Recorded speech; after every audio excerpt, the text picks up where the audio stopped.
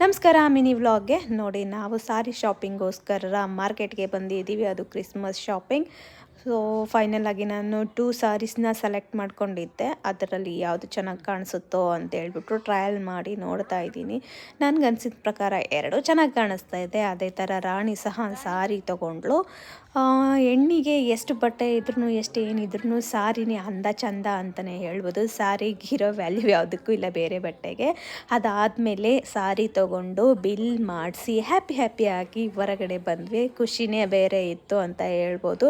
ಆಮೇಲೆ ಹೊರಗಡೆ ಬಂದಾದಮೇಲೆ ಸ್ವಲ್ಪ ಏನಾದರೂ ತಿನ್ನೋಣ, ಮತ್ತು ಮುಂದೆ ಶಾಪಿಂಗ್ ಮಾಡೋಕ್ಕೆ ಸ್ವಲ್ಪ ಎನರ್ಜಿ ಬೇಕಲ್ಲ ಅಂಥೇಳಿ ಇದಕ್ಕಿಂತ ಮುಂಚೆನೇ ಸ್ವಲ್ಪ ಕಬ್ಬಿನ ಹಾಲು ಕುಡಿದಿದ್ವಿ. ಆಮೇಲೆ ಪಾನಿಪುರಿ ತಿನ್ನೋಣ ಹುಡುಗರಿದ್ದಾರೆ ಅಂಥೇಳಿ ಅವ್ರನ್ನೆವ ಹೇಳಿ ನಾವು ಪಾನಿಪುರಿ ತಿಂದು ಸ್ಟ್ರಾಂಗಾಗಿ ಒಂದು ಟೀ ಕುಡಿದು ಆಮೇಲೆ ನೆಕ್ಸ್ಟ್ ನಾವು ಹೋಗಿದ್ದು ಸ್ಲಿಪ್ಪರ್ಸ್ ಏನಾದರೂ ತೊಗೊಳ್ಳೋಣ ಅಂತೇಳ್ಬಿಟ್ಟು ಅಲ್ಲಿ ಸೈಕಲ್ ಇತ್ತು.